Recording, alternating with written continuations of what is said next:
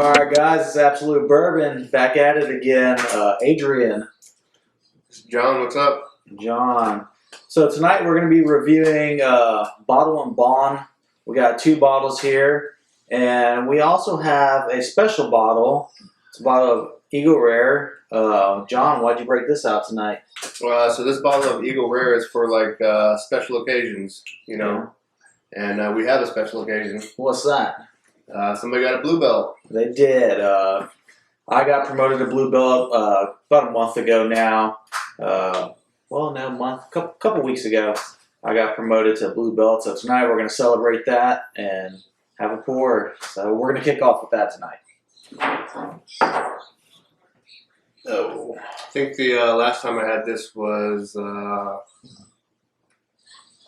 when my divorce was official. That was the last time I drank this one. Yeah. What'd you do when you got promoted to blue belt? How'd you celebrate? Well, I wasn't really drinking at the time, so I didn't really do. I think we went out to dinner or something like that. Nothing crazy. Yeah. I think I wore my blue belt around the house for like a solid day at least. Nice. Once I got promoted. I actually got Shark Tank during that promotion. Oh, that's That right. was my first experience being Shark Tank. Yeah. Cheers. Yeah, I got absolutely demolished because I don't do a whole lot of gi, and I had to wear my gi for the promotion.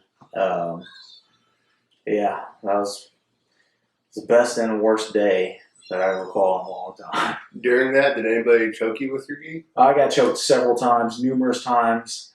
Yeah, that was a bad day, but So, it was fun. So I'm not a fan of the gi at all. Just a no gi guy. Yeah, I'm the same. I respect the gi. I do think there's a lot to be said about the gi, and I appreciate the culture and everything about it. I just prefer no gi. I don't know if it's because it's hot down here or what it is, but I just like no gi. Yeah, I get it. It's the rich tradition of the gi. Right. And all those guys that are into that. Yeah. Plus, it's hard to tie the belt, so I haven't quite figured out that yet. But tonight we're going to be touching on 2 of our favorite Bottled In Bond bourbons.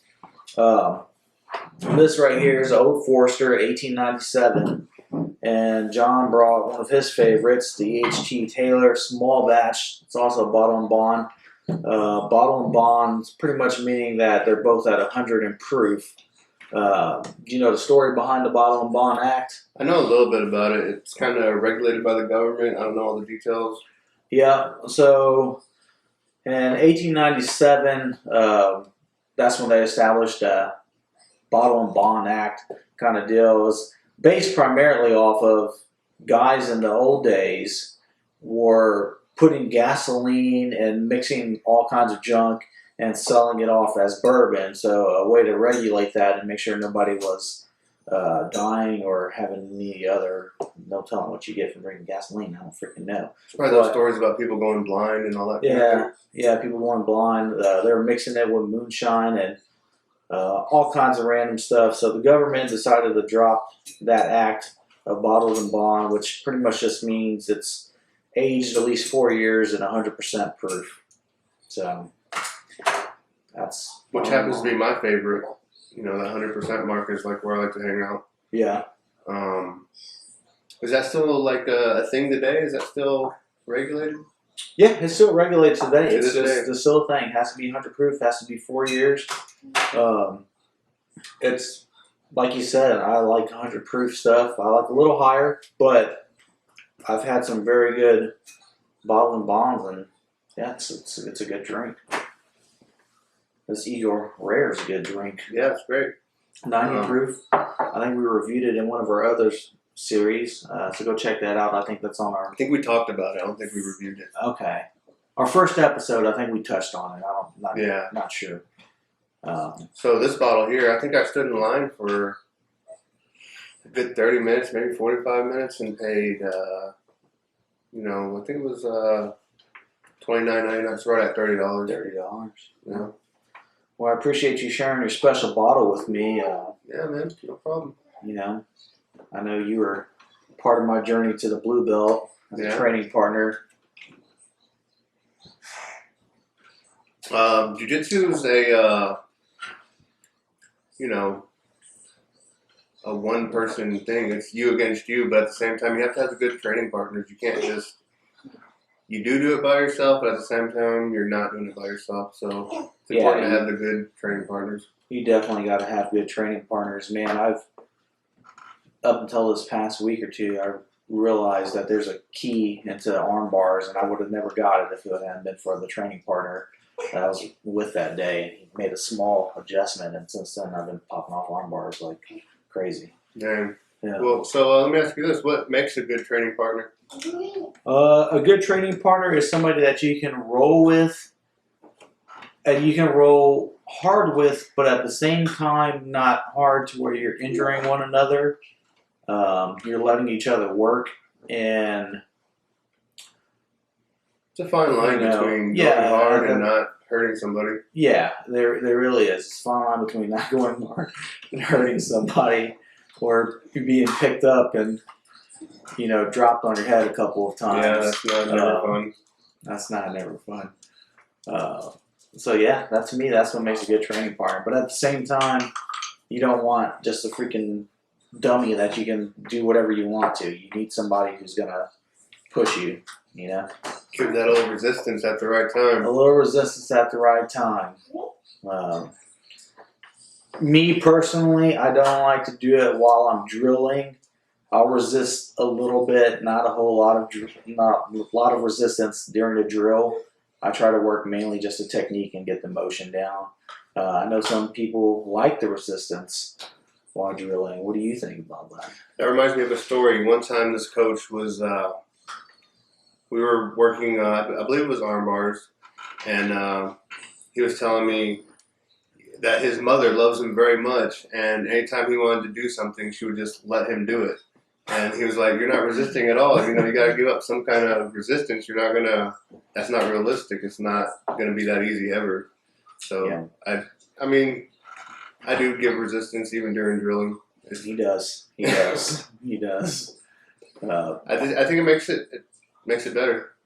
It does. It does make it better because it's like you said. Yeah, live rolling, you're not gonna have somebody just here's my arm, take it. Yeah, here's my arm, take it. You're gonna have to earn it, and you're gonna have to take that on. But I do think there's a line of you need to be able to get the motion down before you can feel comfortable just rolling and taking that arm. For example, if we drill 6 times, that first time I'll give little to no resistance. Yeah. Second time it'll build up. That 5th and 6th time, I might get out of the move completely because that's how much resistance I have. Yeah. Yeah.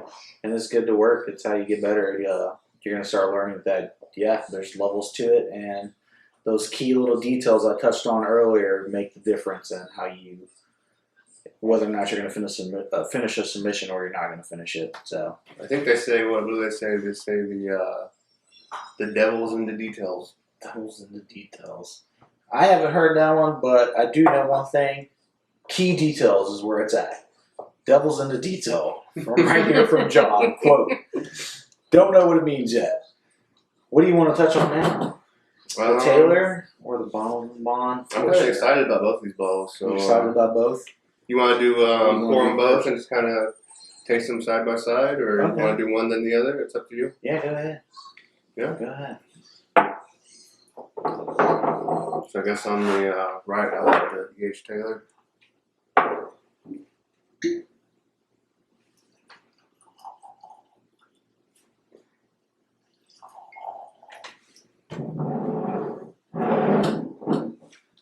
Switcheroo.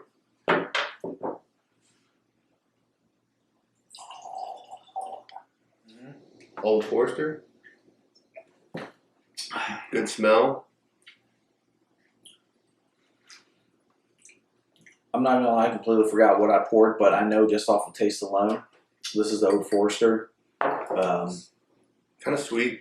It is kind of sweet. You get, I get like a honey spice to it, like a honey pepper. Definitely spice and oak.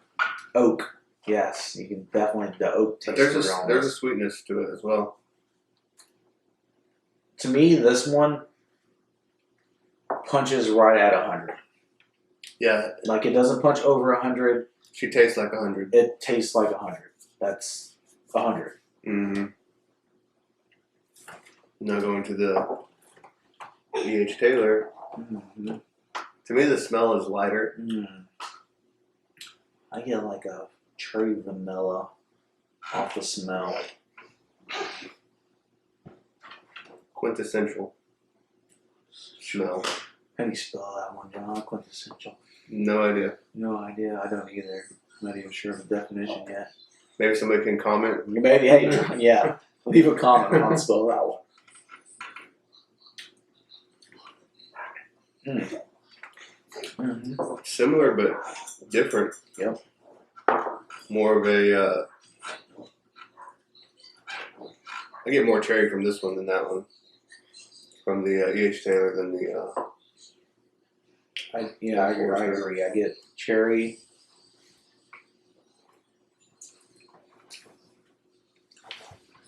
There's not as much oak in this one. I think that's the biggest difference. The Oak Forester, you really get that oak kind of taste, that oak finish, and then the E.H. Taylor is just maybe kind of like a cherry cough. Yeah, cough syrup. Cough syrup. Where'd you get the Old Forester from? So I got this from a local shop down here in Salado, or Salado, however you want to say it. Got it for $50. So that's about. You'll find these on the shelves regularly. Like you can find this on the shelf all day, every day. $50-something. It's about $50, $55. The one that you won't find on the shelf regularly, at least from where we're at, is your E.H. Taylor small batch. How'd you come across that? What was the price point on it? This was another one. I stood in line 30 to 45 minutes, and I believe it was about $49.99. So right at 50. About $50. I mean, if I see this out and about, I'm probably gonna grab it up to $100. Oh yeah, I wouldn't pay $100 for it. I would, at retail price for that bottle, definitely grab it. Definitely grab it. Top dollar, I would pay. What's your top dollar on this? For me, top dollar on that bottle, if I found it, Like I said, $60. I would go $60 for that one. This is a nice bottle to have. It's a nice bottle to have. I would pay $100 for it. John will pay $100 for it. So, But I mean, it's something I enjoy, and yeah, you know, I agree. It wouldn't be something I drank all the time. It'd just be something that I pulled out every once in a while, like a Friday night pour type thing. Right. $50 for that, I think, is a bargain. It is. Oak Forester, they run a little higher on the price than some bourbons I've seen. Like everything I've seen from on Oak Forester is anywhere from $50 to $70.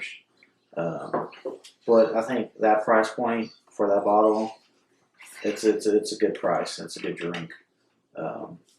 Same thing for the Taylor. Like the Taylor, I would pay $55, $60 for that. I think I found that bottle once for like maybe $40. Did you have to stand in line? Didn't have to stand in line. Dang. I know a guy or two. Have you ever stood in a bourbon line? It's not fun. Have you ever stood in a bourbon line? Maybe once for like a few minutes. I don't think so. It's not something I enjoy. Yeah. Like, there's all these guys, and they're bourbon enthusiasts, and they want to talk to you, and I'm just like, I just want to grab my bottle and go. Yeah. I try not to wake up early and stand in line. It's not Now, bad if or it's anything. something that's like a good drop, and I can get like more than one or two bottles and pay regular retail price, then yeah, I'm definitely gonna stand in line if I know about it.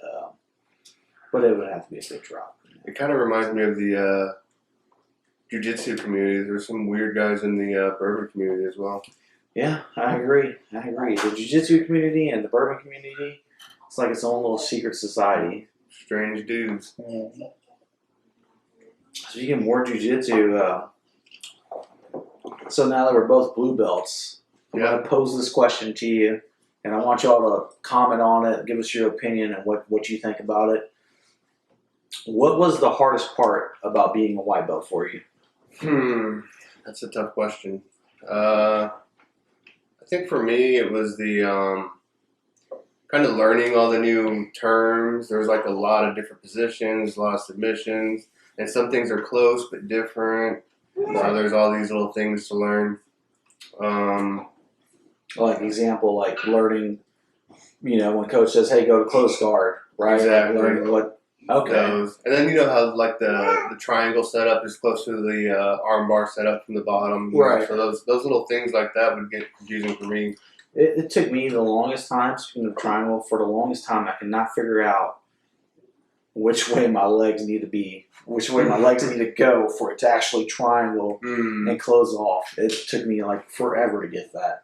Just weird little things like that. Yeah. Like sometimes some things just feel unnatural to you, and it's just like this doesn't feel right. But once you get it, Do enough reps. Yeah. Yeah. Another thing for me was probably knowing when to tap. I got a handful of unnecessary injuries just because I didn't know exactly when the right time to tap was. Really? Yeah. So would you say that was an ego thing, or it was? Some of it was ego. After a while, you get to where like, oh yeah, I know what I'm doing. I don't need to tap anymore. But you always need to tap. Yeah. Some of it's ego. Some of it's just not knowing. So Tap early, tap often. That's my advice, though. Then you don't want to tap early and seem like, a sissy lala. I'm not gonna lie. Somebody touches my foot, I'm tapping. Sissy Lala, as it may be, I don't care. It took me a little bit to get past the, spastic tapping. I don't remember doing it a whole lot, but I definitely know what you mean. And like I've seen several people tap way too early than what they should have. That's another thing that's weird too. Like it's weird how comfortable you can get being choked. Yeah. It's like at first like somebody just barely grabbed my neck. I'm tapping, and then it got to where I'm full on in a choke and fighting through. Yeah. So it's just weird. Yeah. I say for me, the hardest part about being a white belt for myself was actually going into the gym, like getting through the doors. I think that's overlooked, but definitely my hardest part was just going to my first class. I don't know what it was. Like I think I mentioned it in the past, but I flipped on my coach for like at least a solid 2 or 3 times, and then I finally showed up. And since then, I haven't really looked back. I got my blue belt pretty early, from what I hear. I don't know. I think I got it about a year and 2 or 3 months. It didn't take long. That's pretty quick, I would say. Yeah. I think 2 to 3 years is normal. Yeah. So I got it pretty quickly. My first 6 months, I think, was nothing but escapes and working escapes and sweeping and surviving. That was probably the hardest parts for myself as a white belt. And then once I got past that level, I would say waiting to get my blue belt was the other hardest part about being a white belt. I don't know what it is. I think it's just like I'm competitive by nature, so I didn't want to lose to other white belts, and so I was just like, trying to always win my matches, and they weren't even matches. It was just like realistic. It was just a freaking roll. It was just a roll on a Tuesday with your training partner, right? But You took it serious. I wanted that blue belt to, like, I don't know why. I felt it was close, and I wanted it, so I went after it. Now that I'm blue, it's like I feel like I've gotten better just because I don't have that added pressure of worrying about when am I going to get this belt, Yeah. So, But also, some people have gave up your secret. you gave it my secret? Some of our training partners have told me the secret. The secret to me? Mm-hmm. There's no secret to me. There's a secret. Oh, yeah? I don't think I have a secret. I've heard about you training maybe 10 to 15 times in a week. I do train a lot. I train a lot. That can speed up the whole But process. that's not a secret. If you go to the gym, it's not a secret, right? Yeah. So it definitely speeds up the process. Train Time on the often. mat. Yeah, you need it. All right, so it's so good. Wow. Both of these are really great bourbons. Yeah. Final review on these guys. What do you think? Are we giving them the double thumbs up, a thumbs up, or down? I'm gonna do That's our rating system. It's double thumbs up for really good, thumbs up for good, and down for just don't buy it. Just don't buy it. Which one do you want to do first? Let's do the Old Forester first. Old Forester, Old Forester, Bottled in Bond. Bottled in Bond, $50. You can find it on the shelf every day, twice on Sunday if some liquor stores are open on Sunday in your state. Yeah. Double thumbs up. Double thumbs up. I'm going double thumbs up. I'm going to go with double thumbs up on that. I think it was a good bottle. You see Price it? point, you can't beat it. It's readily available all the time. So it's a good drink. A little oaky, but also sweet at the same time. Good bottle. I'd say balanced comes to mind. It's very balanced. Yeah. Definitely can be drank alone or mixed, and it's going to be a good pour. All right. So the EHG Taylor small batch retail price. You said you got it for $49 something. Stood in line. Maybe it was. I think I misspoke. It was $39.99. $39.99. Yeah, I generally find it about $40. Yeah. Did I say $49.99? I think you did say $49.99. I But meant that's okay. $39.99. $40 generally what you find it at. I mean, you'll find it at $49.99 too. It just depends on where you're at. But for me, I'm going double thumbs up as well. Me too. Yeah. It's a great bottle. Not as readily available. Like you can't find it as easy as the Old Forester, but you can find it. For the price point, can't beat it. To me, that's a little sweeter than this one, just because I don't taste oak in that one, and I really like it. So how they got the oak out of it, I don't know how they did that or what the process was, but probably sweeter mash or something. I'm not sure, but it's a good drink. I enjoy it. So both bottles get both thumbs up. Great price points. Like and subscribe, and drop a comment about your white belt experiences. Let us know what gave you the hardest time as a white belt. And honestly, I'd say we'd help you, but we're just 5-stripe white belts in general. So that's up to you. Yeah. Absolute Bourbon. Have a good one.